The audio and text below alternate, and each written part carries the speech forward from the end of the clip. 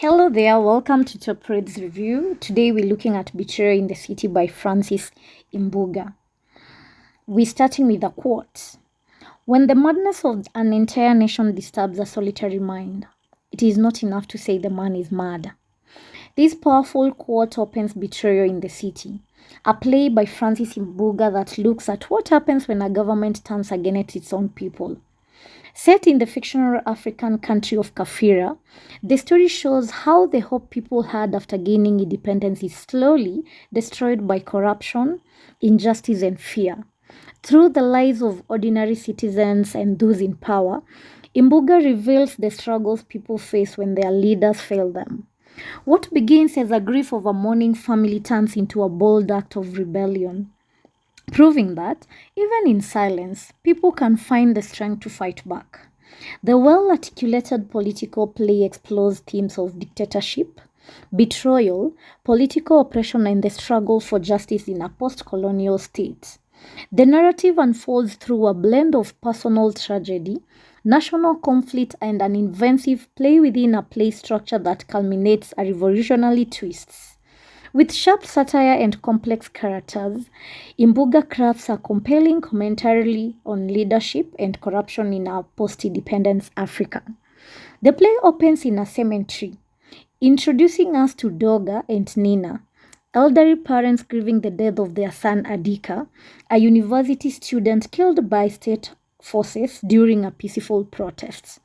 This protest, which Adika led, was against foreign exploitation and social injustice, highlighting the growing frustration among the youth.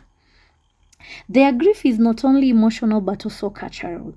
According to their customs, a traditional shaving ceremony must be performed at Adika's grave.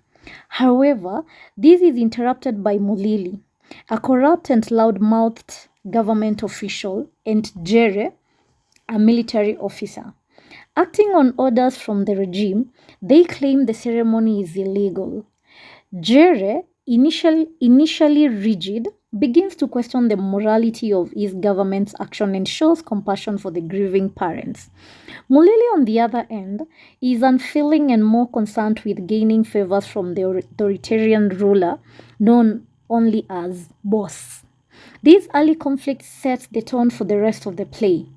A nation whereby tradition, truth, and justice are being bulldozed by an oppressive regime. In the next scenes, we shift to the prison, which serves as a representation of the entire state of Kafira. Here, we meet Mosese, a former university lecturer in prison for allegedly possessing drugs, a charge fabricated after he criticized the government during Adika's funeral. Adika was a student.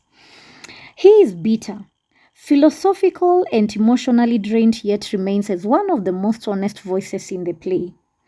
Jasper, Adika's younger brother, also appears, pretending to be mentally unstable to avoid punishment for a murder he committed. Actually, he killed a man who mocked his brother's death. His madness is a mask for his outrage and grief. Jasper represents a younger generation pushed to the edge by the betrayals of their leaders. The prison becomes a place of deep reflection, where both Mosese and Jezre, the former cop, now also jailed for showing mercy to Doga and Nina, articulate the pain and hypocrisy of their society. These scenes are filled with powerful monologues and satire, showing how the very people trying to protect their nations are the ones destroying it. Meanwhile, back in the corridors of power, we are introduced to more government officials. One, we have Tumbo, Kabito, and Nicodemo. These men, just like Mulili, are loyal to the boss and benefit from corruption and nepotism. When preparations begin for the visit from a foreign head of state, Tumbo organizes a national play to be performed in the dignitary's honor. He ironically appoints Jasper, the grieving and possibly mad playwright and prisoner, to write the play.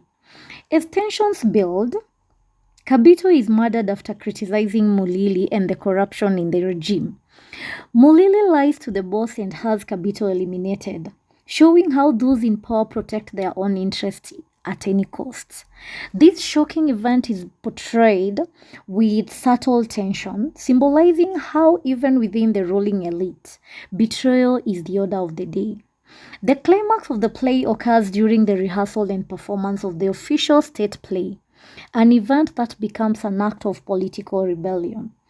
Jasper writes a script that is not merely entertainment but a daring metaphorical attack on the injustices of the regime.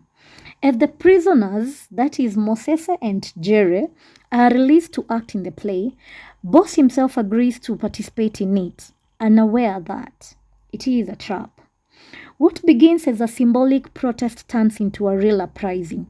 On stage, truths are spoken, and boldly and directly. In a shocking turn of events, Jasper kills Molili during the performance, declaring that his act is, quote-unquote, for Kafira. The boundaries between fiction and reality dissolve. What was meant to be a state-sponsored celebration becomes a revolutionary reckoning. The ending is ambiguous but powerful. Though Boss survives, the uprising has been set in motion. The youths, the thinkers, and the oppressed have found their voice through theatre. Ironically, using the very platform the government provided to critique its tyranny. In Betrayal in the City, Francis Imbuga masterfully reveals how post-colonial African governments, though free from foreign rule, often betray their own people through corruption, censorship, and brutality. Characters like Jasper and Mosese embody the struggle for a better future, while figures like Molili and Boss represent the self-serving elite who cling to power at the expense of justice. This is not just a story.